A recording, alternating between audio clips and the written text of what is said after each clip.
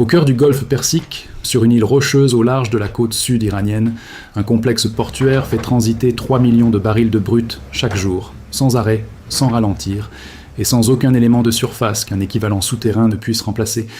Les conduites passent sous terre. Le stockage est creusé dans la roche. Chaque station de pompage a sa jumelle enterrée dans un tunnel parallèle.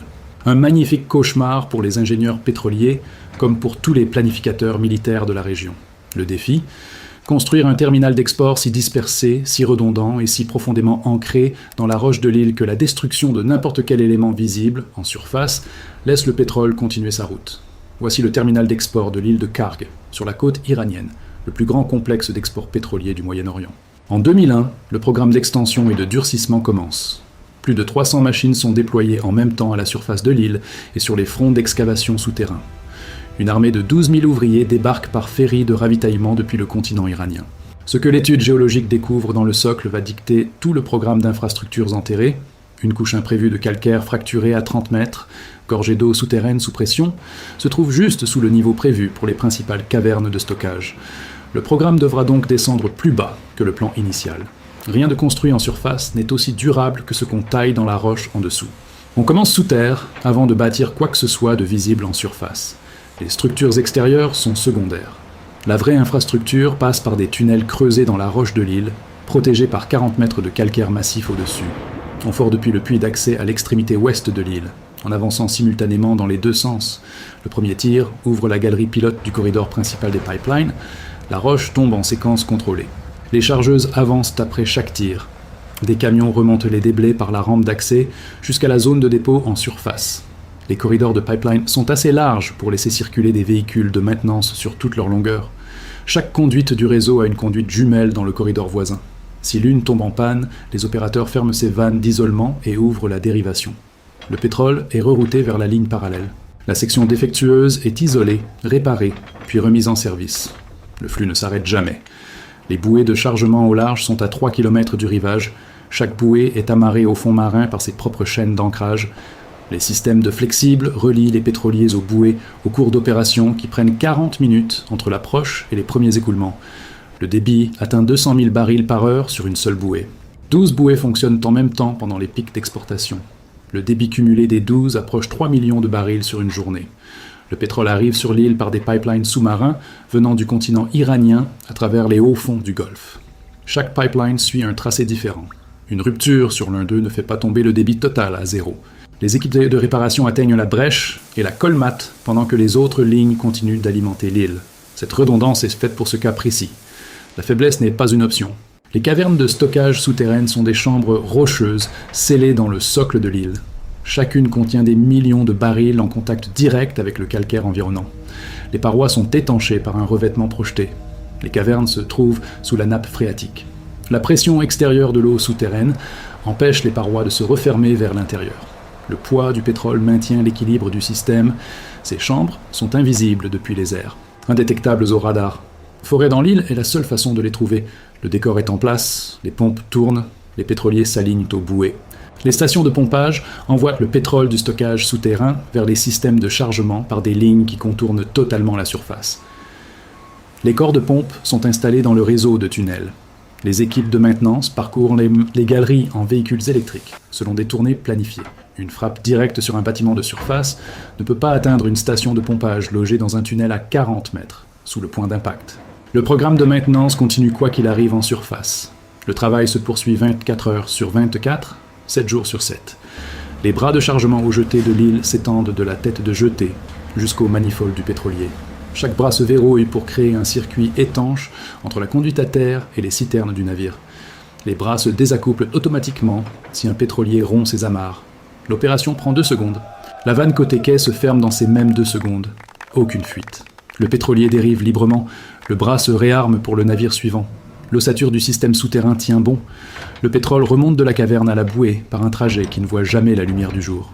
L'arrivée d'eau dans l'excavation du groupe de cavernes le plus profond stoppe le programme en profondeur. Le débit d'infiltration double en 6 heures après le tir qui ouvre la voûte de la caverne. Les pompes du puits d'accès tournent à pleine capacité et tiennent le niveau. Les ingénieurs analysent le réseau de fractures sur les parois fraîchement taillées.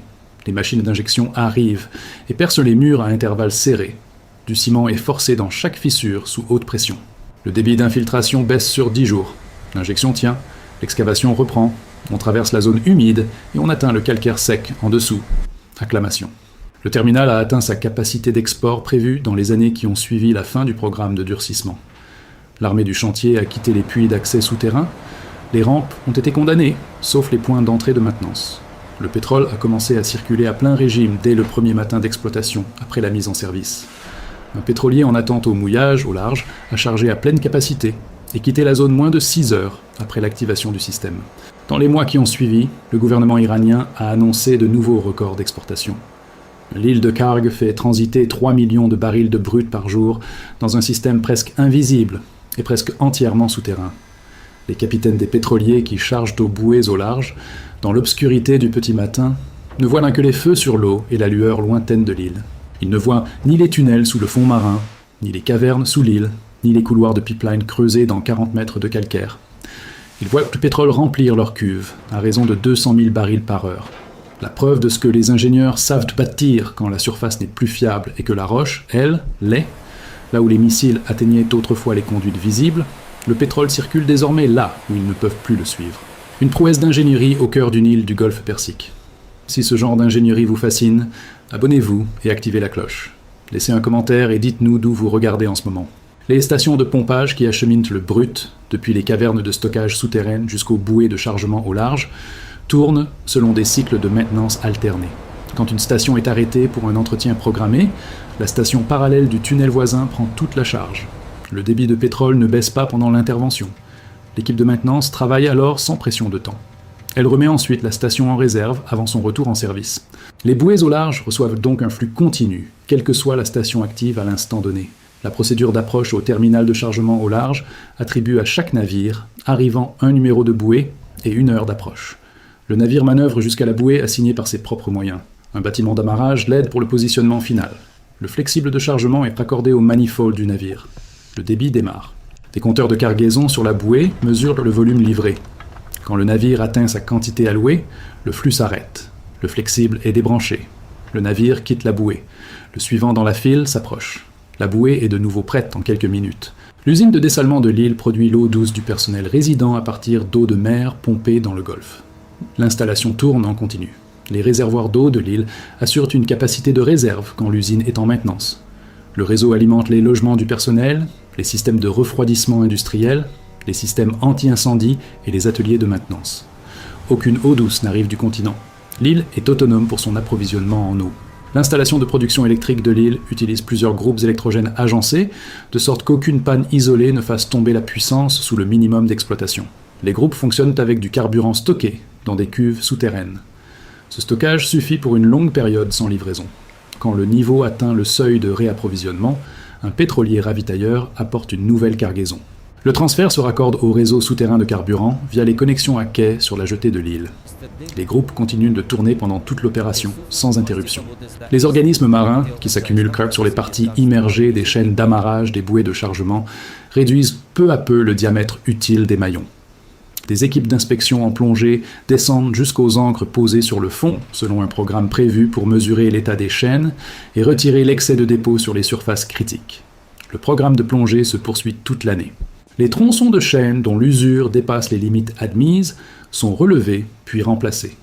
Des sections neuves prennent la place des usées. Le système d'ancrage reste conforme en permanence aux spécifications de conception pendant toute la vie du terminal. Le système d'amarrage au large du terminal de l'île de Karg utilise une configuration à point unique pour les plus grands pétroliers. Le navire se relie à la bouée par l'avant. Il pivote autour d'elle, selon les changements de vent et de courant. Il reste ainsi toujours aligné avec les forces dominantes, ce qui réduit les efforts sur l'amarrage. Le flexible de chargement relie la bouée au manifold du pétrolier au milieu du navire. Il est assez long pour suivre toute la plage de position prise par le navire pendant cette rotation. L'intégrité du flexible est contrôlée à chaque branchement et débranchement. Tout flexible usé au point de coupure est remplacé avant d'atteindre le seuil de rupture. Le registre d'expédition de l'île montre un chargement de 3 millions de barils de brut par jour sur l'ensemble de l'année d'exploitation. Les fermetures pour tempête réduisent le rythme pendant les périodes de forte mer qui empêchent les pétroliers d'approcher des bouées. Depuis la fin du programme de durcissement, leur fréquence moyenne est de 12 jours par an. Les 353 autres jours, le terminal tourne à plein régime. Le pétrole circule sans interruption dans le réseau enterré, remonte par les points de connexion des bouées et se déverse dans les cuves de navires venus de dizaines de pays. Le système de rotation du personnel amène de nouvelles équipes sur l'île tous les 30 jours à bord de ferries logistiques partis de la côte iranienne. L'équipe sortante transmet son savoir opérationnel à l'équipe entrante grâce à une procédure formelle de passation à chaque poste. La passation couvre l'état actuel de chaque système actif, les problèmes de maintenance en cours d'apparition, le planning des navires et l'avancement de tous les travaux de construction ou de modification. Aucune information ne se perd entre deux rotations. La connaissance du terminal passe ainsi sans rupture d'une équipe à l'autre. Le programme de suivi environnemental autour du terminal mesure la qualité de l'eau, la composition des sédiments du fond marin et la densité des organismes marins sur des stations réparties autour de l'île, à des distances définies des installations de chargement. Il relève toute évolution du milieu marin, liée aux opérations du terminal. Les données sont recueillies selon un calendrier annuel d'échantillonnage et comparées à l'état de référence établi avant le début du programme de durcissement. Le milieu marin autour de l'île ne montre aucun changement durable imputable aux opérations du terminal au-delà de la variation naturelle relevée par le suivi. Le terminal produit et archive un dossier complet de chaque cargaison chargée depuis la mise en service du programme de durcissement. Ce dossier mentionne le nom du navire, son pavillon, la qualité de la cargaison, le volume livré, le numéro de bouée utilisé, la durée du chargement et tout incident d'exploitation survenu pendant l'opération. La série est continue, sans lacune. Chaque cargaison est documentée. Cette documentation sert les opérateurs des navires, les acheteurs de cargaison, les assureurs et les exigences réglementaires de l'autorité portuaire. Le terminal est une installation commerciale soumise à des obligations commerciales, en plus de sa fonction d'infrastructure. La documentation des cargaisons fait partie de ces obligations. La roche de l'île assure une protection qu'aucune structure de surface ne peut reproduire. 40 mètres de calcaire massif au-dessus du réseau de cavernes souterraines absorbent l'énergie de toute arme conventionnelle frappant la surface, avant que l'onde de choc n'atteigne les installations en dessous.